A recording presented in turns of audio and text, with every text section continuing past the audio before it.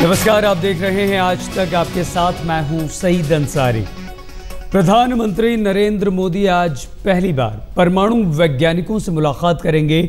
आज दोपहर 2 बजे मुंबई के भाभा एटॉमिक एनर्जी सेंटर पहुंचेंगे मोदी और वैज्ञानिकों से परमाणु कार्यक्रम और इसके विकास पर लेंगे पूरी जानकारी।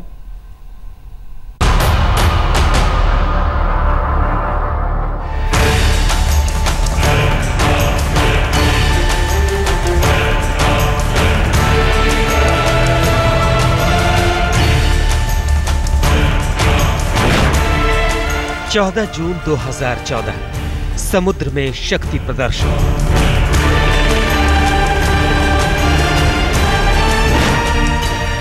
जून 2014 अंतरिक्ष में शक्ति प्रदर्शन।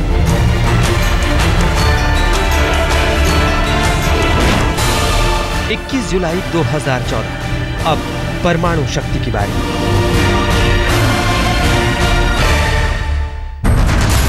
सिर्फ 55 दिन। जी हां, मोदी सरकार को बने अभी 2 महीने भी नहीं हुए हैं और प्रधानमंत्री मोदी हिंदुस्तान की समुद्री, आसमानी और जमीनी ताकत को बुलंदी देने निकल पड़े हैं। सरकार में आने के 20 दिन बाद ही मोदी ने देश को सबसे शक्तिशाली पनडुब्बी सौंपा। इसके 16 दिन बाद मोदी उस मंच पर थे जहां सिर उठाकर दुनिया हिंदुस्तान की ताकत देख रही थी। और आज प्रधानमंत्री मोदी उन परमाणु वैज्ञानिकों के साथ होंगे जिसने देश का सिर गर्व से ऊंचा रखा है।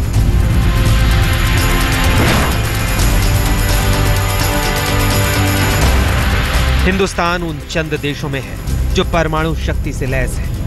हिंदुस्तान ने 2 परमाणु परीक्षण किए, पहली बार 1974 में और दूसरी बार 1998 में। 11 मई 1998 में जब भारत ने दूसरी बार न्यूक्लियर टेस्ट किया तो एनडीए की ही सरकार थी और प्रधानमंत्री थे अटल बिहारी वाजपेयी। इस टेस्ट की भनक दुनिया के किसी देश को नहीं हुई। जाहिर है प्रधानमंत्री मोदी इसी विरासत को आगे बढ़ाएंगे। मतलब सुरक्षा के साथ कोई समझौता नहीं। आईएनएस विक्रमादित्य को देश के हवाले करते वक्त मोदी ने इसका खुलकर इजहार भी किया। इनोवेशन, रिसर्च, टेक्नोलॉजिकल अपग्रेडेशन, सुरक्षा के हर प्रकार की ताकत और साथ साथ हमारी मानव शक्ति भी जितनी सामर्थ्यवान होगी, दुनिया की कोई ताकत कभी भी भारत की तरफ आंख उठाकर नहीं देख सकती। प्रधानमंत्री नरेंद्र मोदी आज दोपहर 2 बजे ट्रॉम्बे में पार्क यानी भाभा एटॉमिक रिसर्च सेंटर के वैज्ञानिकों से मिलेंगे। मोदी यहां परमाणु कार्यक्रमों और भविष्य की रणनीति पर जानकारी लेंगे। प्रधानमंत्री को Indian pressurised water reactor, large scale reactors, Indian neutrino observatory और बड़े आकार के न्यूक्लियर रिसाइकिल प्लांट के बारे में जानकारी दी जाएगी।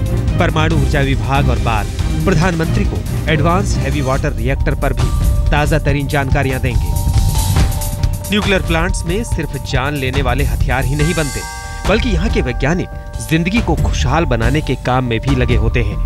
प्रधानमंत्री को ये भी बताया जाएगा कि पार्क कैसे पीने के पानी और बेहतर स्वास्थ्य सुविधाओं के लिए भी काम कर रहा है। आज तक ब्यूरो। सुपर पावर इंडिया, यह नारा इसरो के मंच से भी गूंजा था जब प्रधानमंत्री मोदी ने इसरो के वैज्ञानिकों से कहा था कि वो सार्क देशों के लिए एक सैटेलाइट तैयार करें जो सार्क देशों के लिए एक तोहफा होगा।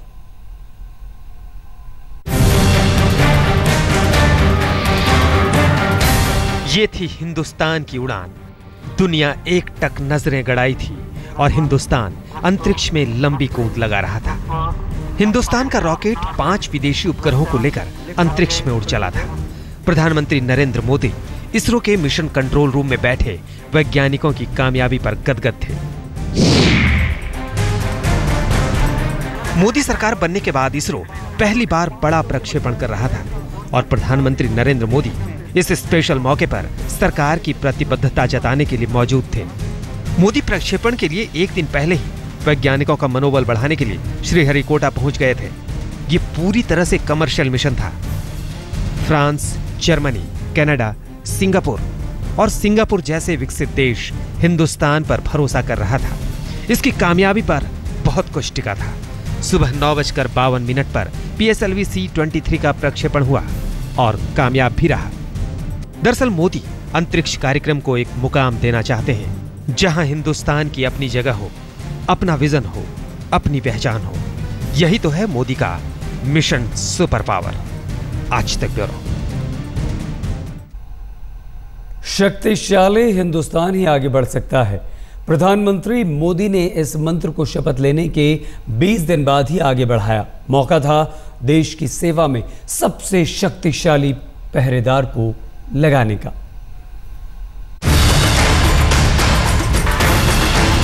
ये तस्वीर बहुत कुछ बताती है, बहुत कुछ समझाती है। संकेत बड़े हैं। MiG-29 के कॉकपिट पर बैठकर प्रधानमंत्री नरेंद्र मोदी देश की जनता और सेना से बिना कुछ कहे काफी कुछ कह गए। वो बता रहे थे कि हिंदुस्तान सॉफ्ट स्टेट नहीं है। हिंदुस्तान की सुरक्षा से कोई समझौता हो नहीं सकता। ये मौका था देश के सबसे शक्तिशाली समुद्री प्रहरी को देश के लिए समर्पित करने का।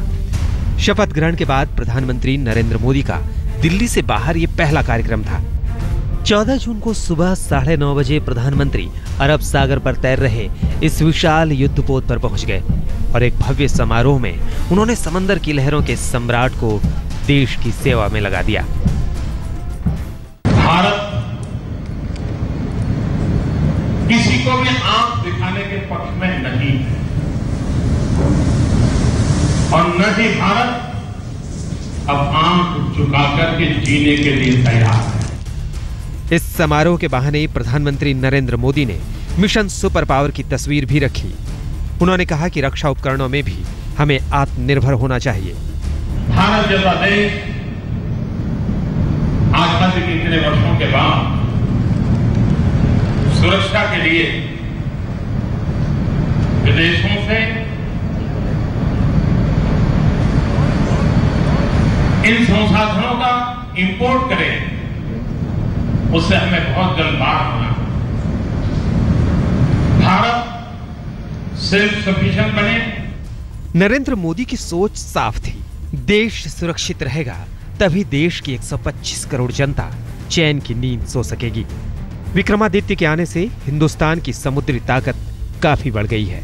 अब भारत के पास 2 ऑपरेशनल एयरक्राफ्ट कैरियर हो गया, जबकि चीन, इंग्लैंड, फ्रांस, रूस, स्पेन, ब्राजील और थाईलैंड के पास एक ऑप्शनल एयरक्राफ्ट कैरियर ही है। आज तक ब्यूरो।